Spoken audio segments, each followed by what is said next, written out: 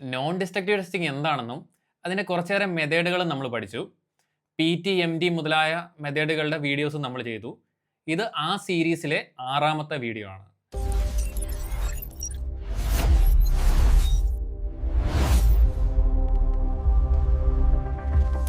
ഇതിൻ്റെ അത് നമ്മൾ പറയാൻ പോകുന്ന റേഡിയോഗ്രാഫിക് ടെസ്റ്റിംഗ് RT എന്ന് പറയുന്ന NDT മെത്തേഡ് എങ്ങനെയാണ് ചെയ്യുന്നതെന്നും അതിൻ്റെ സിഗ്നിഫിക്കൻസ് എന്താണെന്നും അതെങ്ങനെ പഠിക്കാം, എന്തൊക്കെയാണ് ഒരു ഓപ്പറേറ്റർക്ക് വേണ്ട ഗുണങ്ങളും എന്നൊക്കെയാണ് നമ്മൾ ഈ ചാപ്റ്ററിലൂടെ നമ്മൾ പഠിക്കുന്നത്.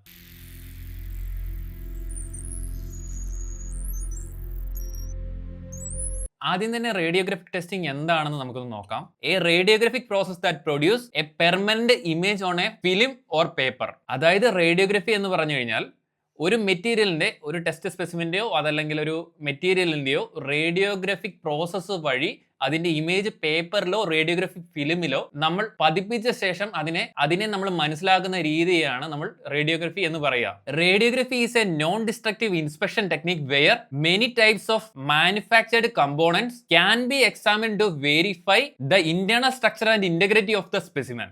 റേഡിയോഗ്രഫി ഒരു നോൺ ഡിസ്ട്രക്റ്റീവ് ടെസ്റ്റിംഗ് ആണ്. അതായത് നിങ്ങൾക്കറിയാം, നോൺ ഡിസ്ട്രക്റ്റീവ് ടെസ്റ്റിങ്ങിലൂടെ ഒരു മെറ്റീരിയലിനെ നമ്മൾ ടെസ്റ്റ് ചെയ്യുന്ന സമയത്ത് ആ മെറ്റീരിയലിന് യാതൊരുവിധ കേടും ഉണ്ടാവാറില്ല. അത്തരത്തിൽ കേടൊന്നും ഉണ്ടാക്കാതെ റേഡിയോഗ്രാഫിക് മെത്തേഡ് വഴി നമ്മളൊരു സ്പെസിമെൻ്റെ ഇൻറ്റഗ്രിറ്റി, അതിൻ്റെ നമുക്ക് ആവശ്യമുള്ള കേപ്പബിലിറ്റീസ്, എബിലിറ്റീസ് ഒക്കെ അതിന് റീറ്റേൺ ചെയ്യുന്നുണ്ടോ, അതിന് കംപ്ലൈൻറ്റുകൾ ഉണ്ടോ എന്ന് ചെക്ക് ചെയ്യുന്ന ഒരു മെത്തേഡിനെയാണ് റേഡിയോഗ്രഫി എന്ന് പറയുന്നത്. Radiography has seen extended usage in industry to inspect not only wells but to radiographically inspect items such as airbags and canned food products. അതായത് റേഡിയോഗ്രാഫിക് ഇൻസ്പെക്ഷൻ വെൽഡിങ്ങും കാസ്റ്റിങ്ങും മാത്രം ചെക്ക് ചെയ്യാൻ വേണ്ടി ഉപയോഗിക്കുന്ന ഒന്നല്ല. പാക്ഡ് ഫുഡ് ഐറ്റംസ്, അതുപോലെ തന്നെ എയർ ബാഗ് പോലുള്ള safety equipments നേരത്തെ കൂട്ടി നമുക്ക് ചെക്ക് ചെയ്യാൻ പറ്റുന്ന ഒരു മെത്തേഡായിട്ട് നമ്മൾ ഉപയോഗിക്കുന്നുണ്ട്. From micro miniature electronic parts to mammoth missile and power plant structures. അതായത് വളരെ ചെറിയ ഇലക്ട്രോണിക് പാർട്സ് മുതൽ ഭീമാകാരമായ സൈസുള്ള നമ്മുടെ പവർ പ്ലാന്റിന്റെ സ്ട്രക്ചേഴ്സും അതുപോലെ മിസൈലും ഒക്കെ നമുക്ക് ടെസ്റ്റ് ചെയ്യാൻ ഈ മെത്തേഡ് വഴി നമുക്ക് സാധിക്കും. റേഡിയോഗ്രഫിയുടെ ഹിസ്റ്ററി നോക്കുകയാണെങ്കിൽ radiography started with the discovery of X ray by WC Roentgen in 1895 and radiography by Becquerel in 1896. By using radioactive sources such as radium, fair high photon energy can be obtained than those from X-ray generators. അതായത് radium ഒക്കെ ഉപയോഗിച്ച് നമ്മൾ ഈ process ചെയ്യുമ്പോൾ എക്സ്റേയോട് compare ചെയ്യുമ്പോൾ energy കൂടുതലായതുകൊണ്ട് തന്നെ നമുക്ക് ഡിസ്കണ്ടിന്യൂറ്റീസ് ഒക്കെ നമ്മുടെ ഫിലിമിൽ വ്യക്തമായിട്ട് കാണാൻ സാധിക്കും. Soon X ray and gamma ray found various applications. Those rays were put to use very early before the danger of ionising radiations were discovered. അതായത് അയണൈസിംഗ് റേഡിയേഷൻ ഒക്കെ കണ്ടുപിടിക്കുന്നതിന് മുമ്പ് എക്സ്റേയും ഗാമ റേയും ഒക്കെ ഉപയോഗിച്ച് നമ്മൾ ഇത്തരത്തിലുള്ള ടെസ്റ്റിങ്ങുകളൊക്കെ ചെയ്തിരുന്നു. പിന്നീട് വേൾഡ് വാർ ഒക്കെ വന്നതിന് ശേഷമാണ് അയണൈസിംഗ് റേഡിയേഷൻ ഒക്കെ കണ്ടുപിടിക്കുകയും അത് വെച്ചുള്ള ടെസ്റ്റിങ്ങുകളൊക്കെ നമ്മളൊക്കെ ചെയ്യാൻ തുടങ്ങുകയും ചെയ്യുന്നത്. After World War II, new isotopes such as cesium-137, iridium-192, cobalt-60 become available in industrial radiography.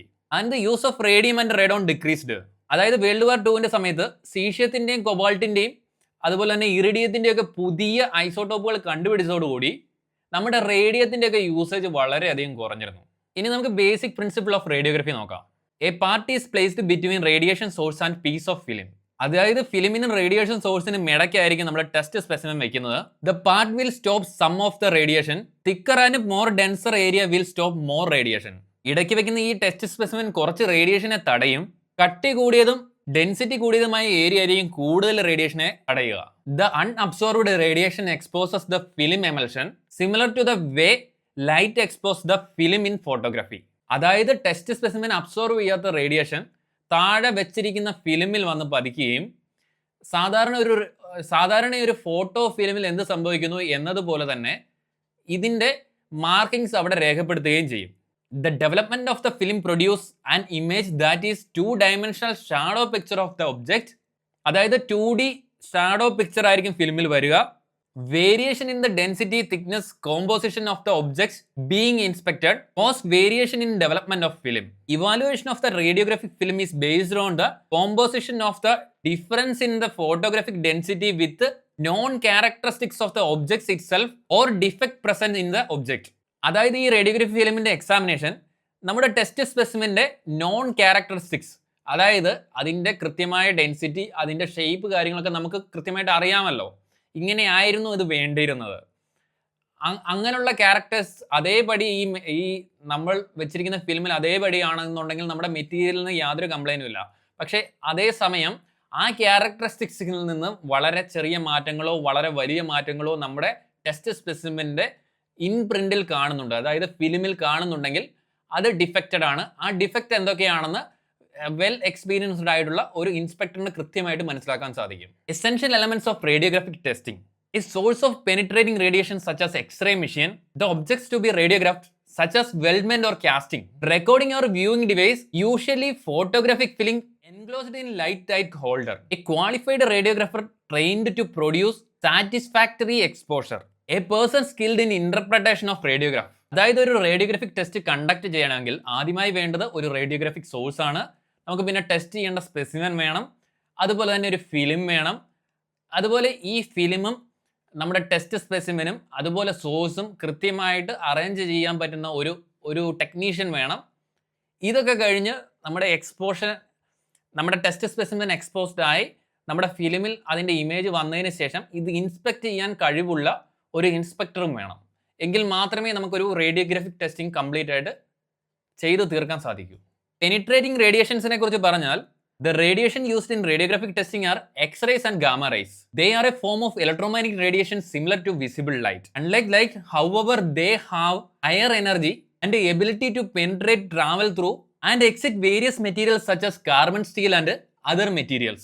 When the components are subjected to radiography, those radiations travel and are transmitted through them in different amount by different materials depending upon their radiological densities. Radiological density is dependent by both the density and atomic number of the material being inspected. നമ്മൾ x-ray ഗാമറേ ഒക്കെയാണ് റേഡിയോഗ്രാഫിക്ക് ഉപയോഗിക്കുന്നത്. സാധാരണ visible radiation പോലെ തന്നെ ഇത് ഒരു electromagnetic wave തന്നെയാണ്. പക്ഷേ ഇതിൻ്റെ വേവ് ലെങ്ത് കുറവാണ്, അതായത് ഫ്രീക്വൻസി കൂടുതൽ, എനർജി കൂടുതലാണ് ഇതിന്. അതായത് മെറ്റീരിയലിലൂടെ കടന്നു പോകാനുള്ള ശേഷി ഇതിനുണ്ട്. ഓരോ മെറ്റീരിയലും ഇത് കടന്നു പോകുന്നത് അതാത് മെറ്റീരിയലിൻ്റെ ഡെൻസിറ്റി അതുപോലെ തന്നെ റേഡിയേഷനെ അബ്സോർവ് ചെയ്യാനുള്ള എബിലിറ്റി അനുസരിച്ചായിരിക്കും. ഇതൊക്കെ വെച്ച് ഡിഫറെൻറ്റ് മെറ്റീരിയൽ നമ്മൾ പല ഡെൻസിറ്റിയിലായിരിക്കും പല മെറ്റീരിയലും ഉണ്ടാവുക. അപ്പം പലതിലൂടെയും പല രീതിക്കായിരിക്കും ഇത് കടന്നു പോവുക. അതായത് മിച്ചം വരുന്ന റേഡിയേഷൻ, അതായത് ഫിലിമിൽ എക്സ്പോസ്ഡ് ആയിരിക്കുന്ന ഫിലിമിലേക്ക് വരുന്ന റേഡിയേഷൻ്റെ എമൗണ്ട് ഈ മെറ്റീരിയലിൻ്റെ ഡെൻസിറ്റി അനുസരിച്ചിരിക്കും. ഇതിനെ നമ്മൾ റേഡിയോളജിക്കൽ ഡെൻസിറ്റി എന്ന് പറയും. ഓരോ മെറ്റീരിയലിനെയും ആറ്റോമിക് നമ്പറൊക്കെ അനുസരിച്ചാണ് നമുക്ക് ഈ റേഡിയോളജിക്കൽ ഡെൻസിറ്റി വരിക. ഇവിടെ ടേബിളിൽ എക്സ്റേയുടെ വേവ് ലെങ്ത്, ഫ്രീക്വൻസിയും എനർജിയൊക്കെ നമ്മൾ കൊടുത്തിട്ടുണ്ട്. X rays are the form of electromagnetic radiations having wave length range from 0.01 to 10 nanometre. അതായത് എക്സ്റേ വളരെ ചെറിയ വേവ് ലെങ്ത് ഉള്ള ഒരു ഇലക്ട്രോമാഗ്നറ്റിക് റേഡിയേഷനാണ്. 0.01 നാനോമീറ്റർ എന്നൊക്കെ പറയുമ്പം വളരെ ചെറുതാണ്. നമുക്ക് എക്സ്റേയുടെ പ്രൊഡക്ഷൻ ഒന്ന് നോക്കാം. എക്സ്റേ ഉണ്ടാവുന്നത് ഹൈലി ഹീറ്റഡ് ആയിട്ടുള്ള ഒരു സോഴ്സിൽ നിന്നാണ്. അതായത് ഹൈലി ഹീറ്റഡ് ആയിട്ടുള്ള ഒരു ഫിലമെൻറ്റിൽ നിന്ന് ഹൈ എനർജിയോടെ ട്രാവൽ ചെയ്യുന്ന ഇലക്ട്രോൺസിനെ വേഗത്തിൽ സ്പീഡ് കുറച്ച് സ്റ്റില്ലാക്കാൻ ശ്രമിക്കുന്ന സമയത്ത് പുറത്തേക്ക് എമിറ്റ് ചെയ്യുന്ന എനർജി, ഈ എനർജി എങ്ങോട്ടേലും കൺവേർട്ട് ആവണമല്ലോ. ആ കൺവേർട്ട് ആവുന്ന എനർജിയാണ് എക്സ്റേ ആയിട്ട് പുറത്തു വരുന്നത്. അതായത് X ray are produced when fast moving electron emitting from a heated filament by thermo-ionic emission are suddenly brought into rest by colliding with matter. Electrons are accelerated through a potential difference and directed towards the target material. Electrons are accelerated through a potential difference, അതൊരു high potential difference ആയിരിക്കും കേട്ടോ, and directed towards A target material.